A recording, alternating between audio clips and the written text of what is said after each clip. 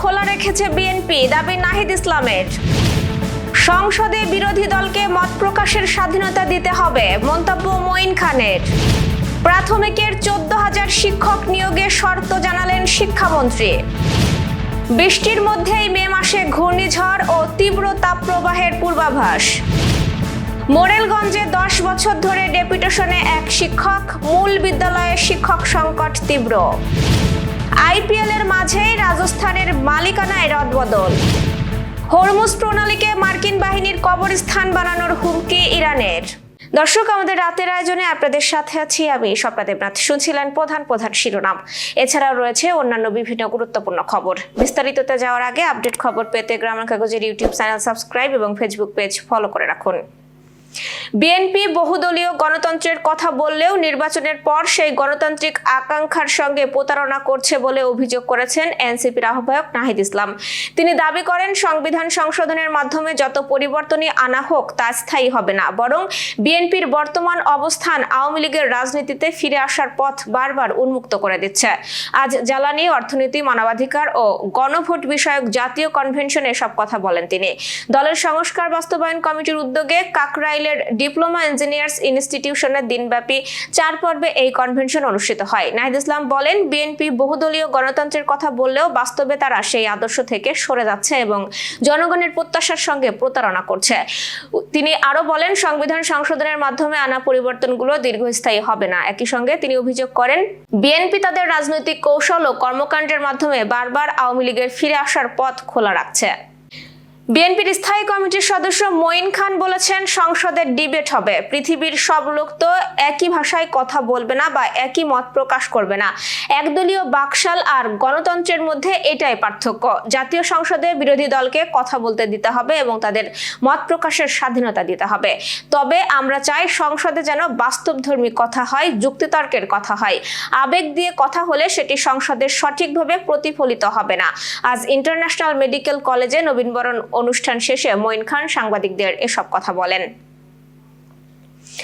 সরকারি প্রাথমিক বিদ্যালয়ে সহকারী শিক্ষক পদে সুপারিশপ্রাপ্ত 14,384 জন প্রার্থীর যোগদান নিয়ে দীর্ঘদিনের অনিশ্চয়তার অবসান হতে যাচ্ছে। এই বিষয়ে শর্ত স্পষ্ট করেছেন শিক্ষামন্ত্রী ডক্টর আ.ন.ম এহসানুল হক মিলন। মন্ত্রী জানান, সকল সুপারিশপ্রাপ্ত প্রার্থীকে নিয়োগ দেওয়া হবে, তবে যোগদানের পর পিটিআই প্রশিক্ষণে অংশ নিতে হবে এবং সেখানে উত্তীর্ণ হতে না পারলে চাকরি রাখা যাবে না। এছাড়া চাকরির প্রথম 2 বছর সফলভাবে সম্পন্ন করতে হবে। এই সময় পার করতে পারলেই তাদের স্থায়ী করা হবে বলে জানান তিনি। যোগদানের সময় নিয়ে মন্ত্রী বলেন, প্রক্রিয়াটি দ্রুত সম্পন্ন করা হচ্ছে। প্রয়োজনীয় প্রশাসনিক কার্যক্রম শেষ হলেই খুব শিগগিরই নিয়োগপত্র দেওয়া হবে। গত ফেব্রুয়ারিতে চূড়ান্ত ফল প্রকাশের পরও নিয়োগপত্র না পাওয়ায় চরম অনিশ্চয়তায় ছিলেন প্রার্থীরা। সম্প্রতি তারা আন্দোলনেও নামেন। তবে সরকারের আশ্বাসে এখন যোগদানের আশা দেখছেন তারা। এবার যশোর সহ আঞ্চলিক সংবাদ।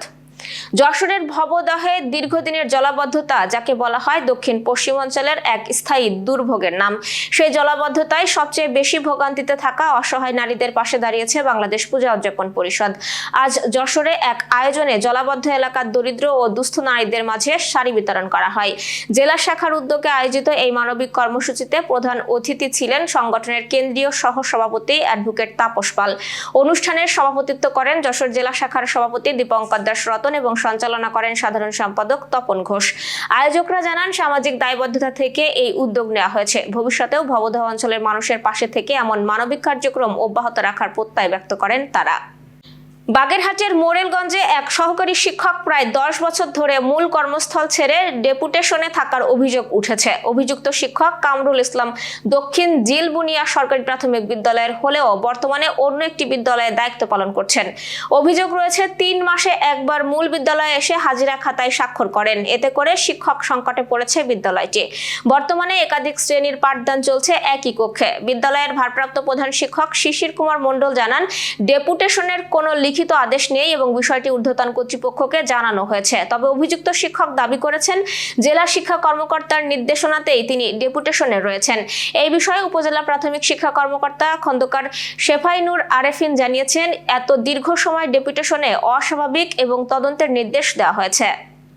যশোর পঙ্গু হাসপাতালে ফ্রি মেডিকেল ক্যাম্পের উদ্বোধন হয়েছে। আজ বিকেলে হাসপাতালের সভাকক্ষে ফিতা কেটে আনুষ্ঠানিক উদ্বোধন করেন খুলনা সিটি মেডিকেল কলেজের chairman Syed Abu Ashfar, doctor M A. Ali, Khulna city medical কলেজের পরিচালক Mostafa Kamal, professor doctor S M. Kamruzzaman, Khulna city medical কলেজের হৃদরোগ surgeon professor doctor A Y M. Shahidullah, পঙ্গু হাসপাতালের স্বত্বাধিকারী অধ্যাপক ডাক্তার এ.এইচ.এম. আব্দুর রব সহ অন্যরা। পরে সংক্ষিপ্ত আলোচনা সভা অনুষ্ঠিত হয়। ফ্রি মেডিকেল ক্যাম্পে অর্ধশত রোগীকে বিনামূল্যে সেবা প্রদান করা হয়। আবহাওয়ার সংবাদ।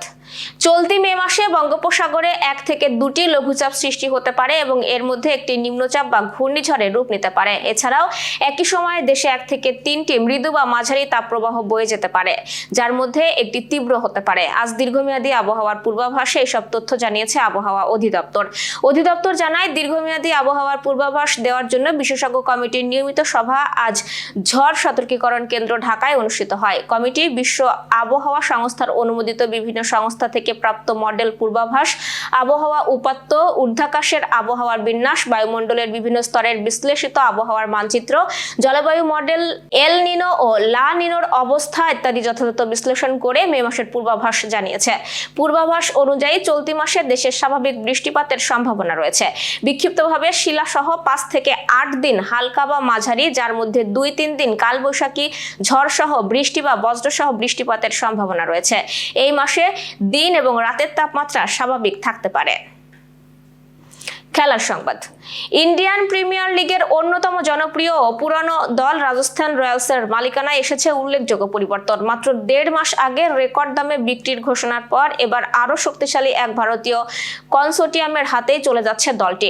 ভারতীয় শিল্পপতি লক্ষ্মী মিত্তাল এবং ভ্যাকসিন নির্মাতা আদার পুনাওয়ালার নেতৃত্বাধীন কনসোর্টিয়াম প্রায় 1.65 বিলিয়ন মার্কিন ডলার দামে রাজস্থান রয়্যালসের পুরো দল কিনে নিচ্ছে।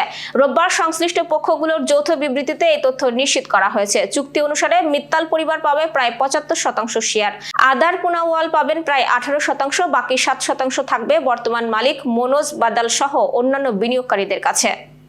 Renaissance hospital and diagnostic centre. রেনেসাতেই মিলছে কম খরচে উন্নত সেবা, তাই নিশ্চিন্তে আমাদের সেবা নিন, সুস্থ থাকুন। Renaissance hospital and diagnostic centre, সদর হাসপাতাল মোড়, দরাটানা, যশোর। দর্শক, শেষ করব আন্তর্জাতিক সংবাদ দিয়ে। হরমুজ প্রণালী অবরোধকারী মার্কিন বাহিনীকে জলদস্যুদের সঙ্গে তুলনা করেছেন ইরানের ইসলামিক বিপ্লবী গার্ড বাহিনী সাবেক কমান্ডার এবং তেহরানের এক্সপেন্ডেন্সি কাউন্সিলের সেক্রেটারি মহসিন রোজারি। একই সঙ্গে এই জলপথকে মার্কিন বিমান বাহিনীর রণতরী ও সৈন্যদের কবরস্থানে পরিণত করার হুমকি দিয়েছেন তিনি। রোববার সামাজিক যোগাযোগ মাধ্যম এক্সে দেওয়া এক বিবৃতিতে তিনি বলেছেন, আপনাদের রণতরী এবং বাহিনীকে কবরস্থানের মুখোমুখি হওয়ার প্রস্তুত রাখুন, ঠিক যেভাবে আপনাদের বিমানের ধ্বংসাবশেষ ইস্পাহানে পড়েছিল। এই ছিল আজকে রাতের আয়োজন। এরপর সকালের খবর দেখার আমন্ত্রণ জানাচ্ছি। বিদ্যুৎ ব্যবহারে সাশ্রয়ী হন এবং সেই সাথে সচেতন হন পানির অপচয় রোধে এবং হাম ও মশাবাহিত রোগ সম্পর্কে। শুভরাত্রি।